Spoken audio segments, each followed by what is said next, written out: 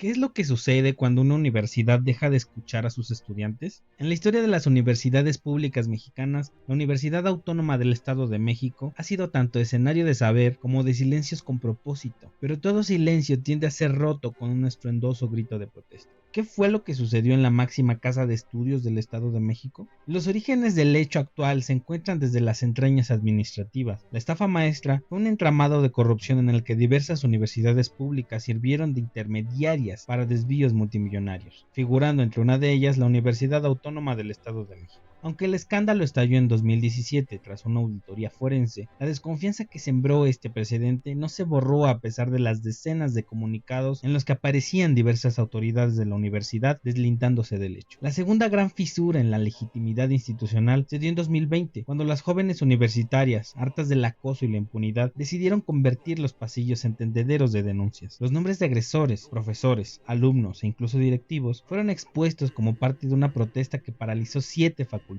Aquella acción feminista fue el grito de una generación cansada de estudiar bajo la sombra del miedo. Las autoridades, en ese momento, prometieron justicia y algunas sanciones llegaron, pero la percepción de impunidad persistió como un eco amargo. El acoso no se había erradicado, solo se replegó. A esta desconfianza en la institución se sumó una crisis presupuestal en 2024, con deudas acumuladas y retrasos en pagos al personal, profesores con contratos inciertos, trabajadores sin pagos puntuales y administrativos que denunciaban el abandono. Pero la comunidad universitaria, habituada a resistir con lo mínimo, comenzaba a preguntarse, ¿es acaso esta nuestra alma mater? Las brasas de la indignación estudiantil se avivaron con la manera en la que se pretendió manejar la sucesión del rectorado. En marzo de 2025, con el periodo de Carlos Eduardo Barrera Díaz por concluir, se abrió el proceso para designar a su sucesora. Por primera vez, todas las candidatas registradas eran mujeres, y ahora la comunidad observaba con lupa los movimientos de la institución a fin de visualizar el dedazo. La sospecha no tardó en convertirse en certeza, pues la cargada institucional, así llamada, parecía ya tener nombre y apellido. Erendira Fierro Moreno, directora general de comunicación universitaria y figura cercana al rector saliente, fue señalada por 4 de sus competidoras como la candidata oficial, en un gesto que evocaba las constantes prácticas de la élite de rectoría en sus años de oro. La evidencia de este favoritismo no se hizo esperar, pues Laura Benumea González, una de las aspirantes, tuvo que acudir a un juez federal para ser incluida en la boleta. Intervención judicial que dejó al desnudo las irregularidades del proceso. Lo que debía ser una contienda limpia, diversa y representativa, mostraba señales de imposición y censura. El 9 de abril ocurrió un hecho que, más allá de lo simbólico, fue visceral. Durante una visita de la candidata Erendira Fierro a Prepa 2, un estudiante menor de edad levantó una pancarta crítica. En lugar de recibir diálogo, fue silenciado. 2 profesores lo disuadieron de una manera poco administrativa ante la mirada de muchos. La candidata Erendira prefirió guardar silencio. La escena fue registrada y difundida por medios locales y redes sociales, y aunque la universidad reaccionó con la suspensión de los agresores, el silencio de Fierro y la tibieza de la institución resonaron más que cualquier medida paliativa. Ya no solo era la agresión a un alumno, era una clara advertencia a toda la comunidad. La disidencia molesta,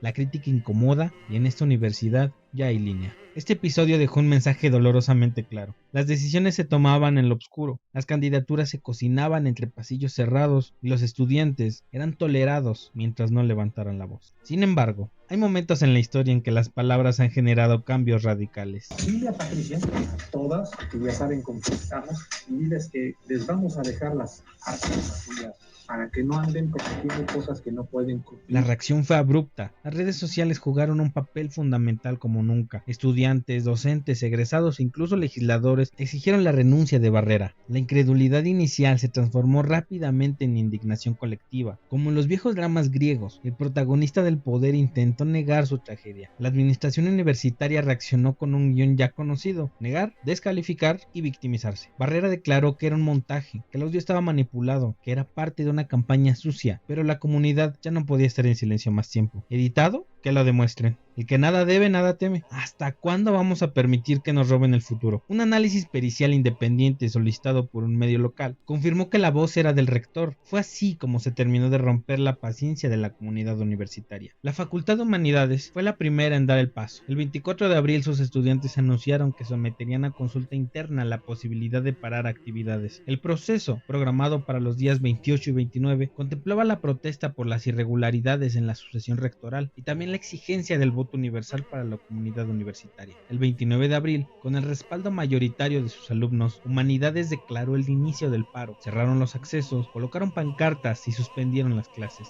Sin embargo, el movimiento comenzó a expandirse, ya que el 30 de abril, la Facultad de Artes sometió su propia propuesta de paro a votación. El resultado fue afirmativo. A primera hora del día siguiente, estudiantes aseguraron sus instalaciones y se sumaron al llamado. Mientras tanto, otras dependencias universitarias analizaban su participación. Ciencias Políticas y Sociales votó ese mismo día, aunque no alcanzó aún la mayoría requerida para detener actividades. Ingeniería, Arquitectura y Antropología organizaron asambleas y consultas. En esta última, la votación terminó empatada, por lo que se pospuso cualquier resolución. En paralelo, el calendario ofreció una pausa para los problemas de rectoría, ya que el 1 de mayo marcaba el inicio de un puente que se extendía hasta el día 5, con las miradas de los administrativos ansiosos por la llegada de este lapsus, con la finalidad de que las protestas cesaran ante la falta de continuidad. Sin embargo, las ideas y el ambiente revolucionario no tuvieron puente. Humanidades y Artes mantuvieron activo su paro durante ese tiempo. Los estudiantes resguardaron sus edificios, organizaron guardias y mantuvieron asambleas. Los días sin clases se convirtieron en jornadas de discusión aún más profunda. La pausa no había enfriado el movimiento, lo nutrió. En varias facultades comenzaron a elaborarse pliegos petitorios. Las demandas iban tomando forma: democracia, justicia, transparencia, alto a la violencia de género, condiciones dignas de estudio, etc. El 6 de mayo de 2025, la comunidad universitaria dio el siguiente paso. Al regresar del puente vacacional, una gran parte del estudiantado no volvió a sus aulas, acudieron a las calles. Desde muy temprano, cientos de alumnos de diversas facultades marcharon desde Ciudad Universitaria hasta el edificio histórico de Rectoría en el centro de Toluca, donde convergían alumnos representantes de Humanidades, Artes, Ciencias Políticas, Medicina y otras facultades ya movilizadas. Los contingentes atravesaron campus, preparatorias, plazas. El objetivo: exigir un encuentro cara a cara con Barrera y entregarle directamente los pliegos petitorios que cada facultad había elaborado.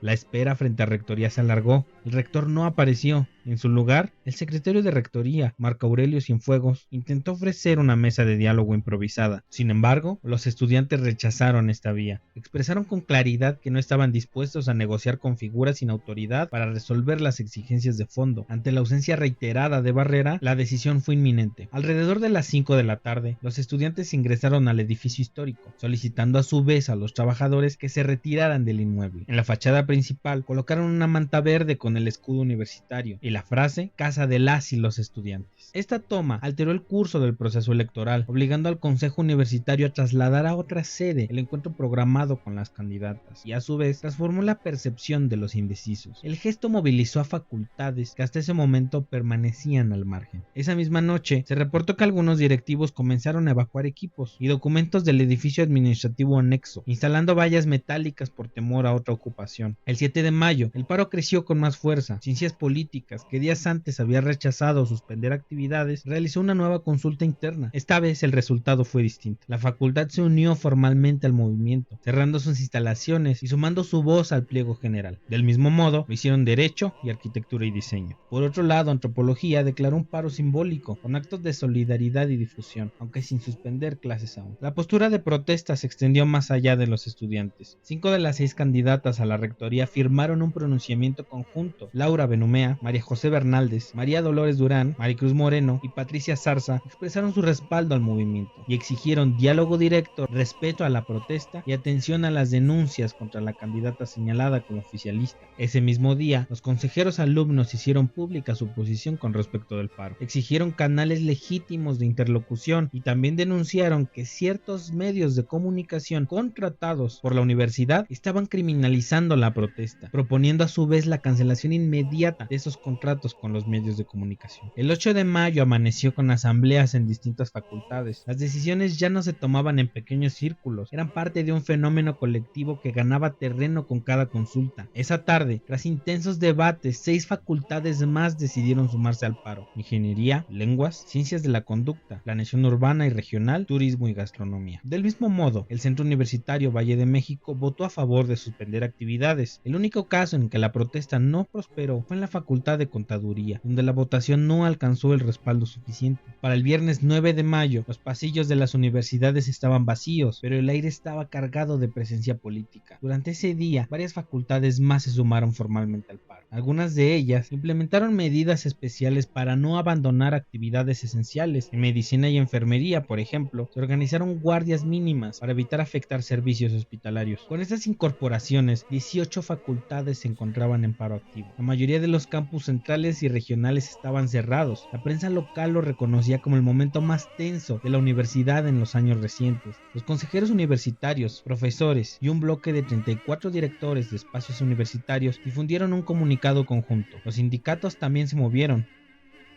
De corte independiente, respaldó el paro y denunció la precariedad que padecían los docentes. El sindicato oficial entregó a la rectoría también un pliego, donde se reclamaban pagos justos, regularización de plazas y una política clara de jubilación. Posterior a ello, el 10 de mayo, una noticia ajustó el panorama. Heréndira Fierro, hasta entonces candidata a la rectoría y una de las figuras centrales de la crítica, anunció su renuncia a la contienda, argumentando que lo hacía por el bien de la institución. Negó ser la candidata oficialista, pero admitió que su permanencia había generado más divisiones que simpatía. Su retiro fue interpretado por los estudiantes como una victoria contundente. Sin embargo, las exigencias no se detuvieron. El sábado 11 de mayo, la Facultad de Antropología decidió dejar atrás su participación simbólica y sumarse plenamente al paro. Ya eran 19 de las 21 facultades ahora en suspensión de actividades. Ese mismo día, frente a la casa de las y los estudiantes, se reunieron egresados de la universidad. Lejos del gesto nostálgico y de las ganas de abrazar a su alma mater, fundaron un comité de apoyo, ampliándose así la lucha hacia los profesionistas formados en estas mismas aulas. El 12 de mayo, el Consejo Universitario de la UMX realizó una sesión extraordinaria. La etapa de auscultación cuantitativa, que debía comenzar ese lunes como parte del proceso de elección a la nueva rectoría, fue suspendida. En su lugar, se declaró un receso indefinido del calendario electoral. En el comunicado oficial se explicó que la medida buscaba priorizar el diálogo. A su vez, se reconoció que el periodo de Carlos Eduardo Barrera como rector concluiría legalmente el día 14 de mayo. A pesar de ello, ya se negociaba su salida anticipada. Los integrantes del consejo, conscientes del clima de tensión, comenzaron a construir una transición negociada. El domingo 11 por la noche se resolvió proponer un encargado de despacho que pudiera instalar la mesa de trabajo con los estudiantes y facilitar la construcción de un nuevo acuerdo electoral. Se anunció también la conformación de una comisión especial para el diálogo, integrada por directores, profesores, estudiantes y funcionarios, a fin de dar seguimiento a los pliegos petitorios y establecer una vía formal de interlocución entre las autoridades y el movimiento.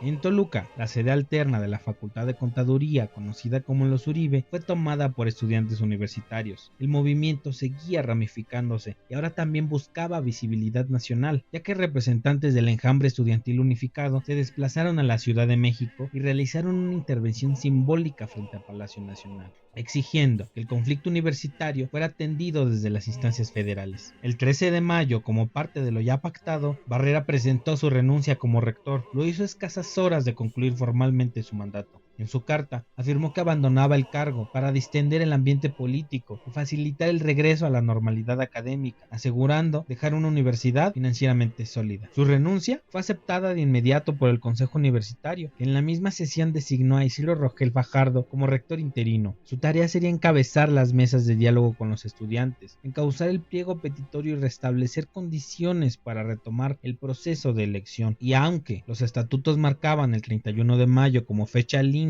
para definir la nueva rectoría, el Consejo abrió la posibilidad de ajustar plazos si el nuevo esquema requería más tiempo. La consigna de sí se pudo fue coreada por los estudiantes como cierre simbólico de una de las principales exigencias. Sin embargo, las asambleas no se disolvieron. Humanidades, uno de los epicentros del movimiento, reiteró públicamente que solo regresarían a clases una vez que se garantizara un acuerdo claro y firmado para el cumplimiento del pliego general. Entre las peticiones se encontraba una exigencia política de gran calado: anular el proceso de sucesión rectoral de 2025, convocar un nuevo proceso con reglas democráticas y participación directa. El voto universal reclamado con insistencia debía sustituir el esquema indirecto, donde unos cuantos consejeros decidían el destino de una comunidad de más de 80,000 personas. Para lograrlo, se requería una reforma estatutaria. A esta demanda se sumó la petición de investigar a fondo al rector saliente y a otros funcionarios presuntamente involucrados en irregularidades. No bastaba con la renuncia, El contenido del audio filtrado implicaba un posible desvío de recursos, además de una amenaza directa al funcionamiento institucional. También se pedía esclarecer episodios como el de la Prepa 2, donde el estudiante fue agredido por expresar su desacuerdo con la candidata. Otro eje estructural fue el de la violencia de género. El movimiento denunció que las autoridades habían actuado con negligencia frente a múltiples casos de acoso. Las víctimas quedaban desprotegidas y los agresores muchas veces impunes. El pliego exigía reactivar y fortalecer los protocolos de atención, garantizar el acompañamiento a las denunciantes y establecer sanciones efectivas. Las condiciones académicas también formaron parte del reclamo. El déficit de profesores, la reducción de materias, la falta de insumos en laboratorios y talleres deterioraban la calidad educativa. Se exigía la contratación de docentes suficientes, la reposición de clases canceladas y una mejora sustancial en los servicios básicos de cada facultad. En materia de administración, el pliego exigía auditorías externas que permitieran conocer a detalle el uso de los recursos públicos. La comunidad pedía conocer en qué se gastaba, cómo se decidía y quién supervisaba. Otra exigencia clave fue el respeto a la autonomía universitaria. Si bien el movimiento solicitaba el acompañamiento de instancias externas que garantizaran derechos, también recalcaba que las decisiones fundamentales debían surgir de la comunidad académica. Una parte del estudiantado, especialmente en nivel medio superior, planteó la gratuidad total de la educación, reclamaban la eliminación de cuotas y pagos administrativos. Por último, se exigió una amnistía total para quienes participaron en el movimiento. No debía haber sanciones ni académicas ni administrativas. La protesta debía ser reconocida como un acto legítimo de defensa institucional. Queda mucho por hacer, pero el primer paso ya se dio. La comunidad universitaria dejó de tenerle miedo al conflicto, comprendió que el cambio no vendrá por decreto, sino por presión organizada. Este paro, como todo movimiento auténtico, no ofrece finales felices, aún deja tareas claras, deja heridas y deja muchas preguntas, pero también deja esperanza, porque si algo quedó claro en estas semanas de resistencia es que la universidad puede volver a ser ese espacio donde pensar es un acto de valentía, disentir es un derecho y exigir justicia es un deber. Y sí se pudo, pero aún falta. ¿Y tú qué vas a hacer con esta historia? Comparte este video si crees que la educación debe ser democrática y libre. Etiqueta a alguien que estudie o haya estudiado en la UAMX. Mereces saber esta historia. ¿Viviste algo similar en tu escuela? Cuéntalo en los comentarios. Tu voz importa.